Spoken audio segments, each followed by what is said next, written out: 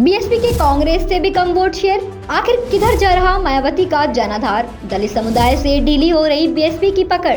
उत्तर प्रदेश की सियासत से दलित, वंचित और शोषित समाज के जरिए कभी सत्ता की बुलंदी तक पहुंचने वाली बसपा का सियासी आधार चुनाव दर चुनाव सिमट रहा है। यूपी विधानसभा में एक सीट पर सिमटी और 2024 के लोकसभा के बाद उपचुनाव में भी बसपा अपना खाता नहीं खोल सकी। इतना ही नहीं, उपचुनाव में बसपा पश्चिम यूपी सहित 6 सीटों पर जमानत तक नहीं बचा सकी, जबकि पूर्वांचल की सीट पर तीसरे नंबर पर रही। वेस्ट यूपी की कई सीटों पर बसपा उम्मीदवारों से ज्यादा वोट चंद्रशेखर आजाद की पार्टी के उम्मीदवार को मिले। ऐसे में बसपा का सियासी भविष्य काफी मुश्किल में नजर आ रहा है।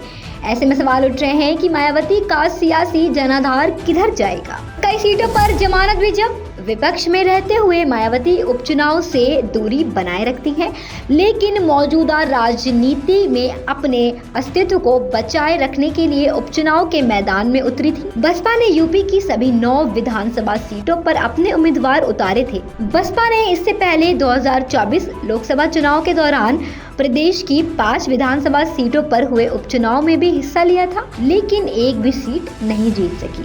इस बार मायावती के उम्मीदवार जीतना तो दूर की बात, जमानत तक बचा नहीं सके, जबकि मंझवा, कटहरी, मीरापुर जैसे विधानसभा सीटों पर बसपा का अपना सियासी दबदबा रहा। चंद्रशेखर की पार्टी से भी पिछड़ी बसपा। उत्तर प्रदेश में मीरापुर, खैर, मंझवा और कटहरी सीट भी सपा की तुलना में बसपा के लिए ज्यादा मुफीद रही।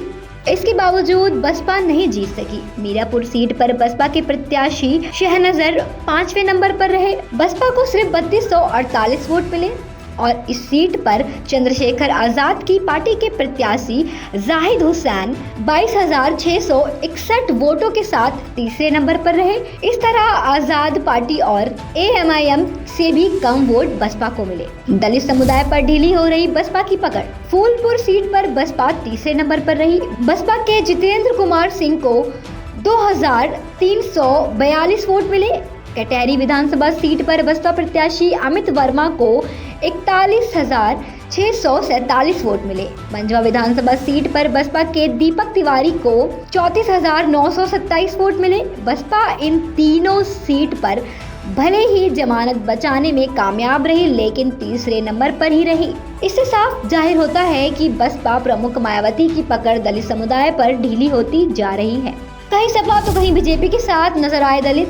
पूर्वांचल की सीटों पर बसपा भले ही जमानत बचाने में सफल रही, लेकिन पश्चिम यूपी में जिस तरह से करारी हार मिली, उसने तमाम सवाल खड़े कर दिए हैं। बसपा का दलित वोट अब मायावती की पकड़ से बाहर निकल रहा है और नए राजनीतिक विकल्प की तलाश में है। पश्चिम यूपी का दलित मतदाता बसपा से छिटकर चंद्रशेखर के मुस्लिम उम्मीदवार के साथ थोड़ा बहुत ही खड़ा नजर आया, लेकिन जिस तरह बसपा के प्रत्याशी 1000-2000 वोट तक सीमित रह गए, ऐसे में दलित वोटर्स कई सीट पर बीजेपी के साथ गए तो कानपुर की सीसामऊ सीट पर सपा के साथ खड़े नजर आए। क्या अपना कोर वोट बैंक संभाल पाएंगी मायावती? वहीं सपा प्रमुख अखिलेश यादव पीडीएफ फॉर्मूले के जरिए पहले ही अपनी दलित राजनीति में एजेंडा सेट कर चुके हैं। दलित वोटों को जोड़ने की लगातार कवायद कर रहे हैं और अब उपचुनाव के बाद इस दिशा में तेजी से आगे बढ़ सकते हैं। ऐसे ही बीजेपी भी दलित वोटों को जोड़ने के लिए हर संभव कोशिश कर रही है। बीजेपी यूपी उपचुनाव में जिस तरह से दलित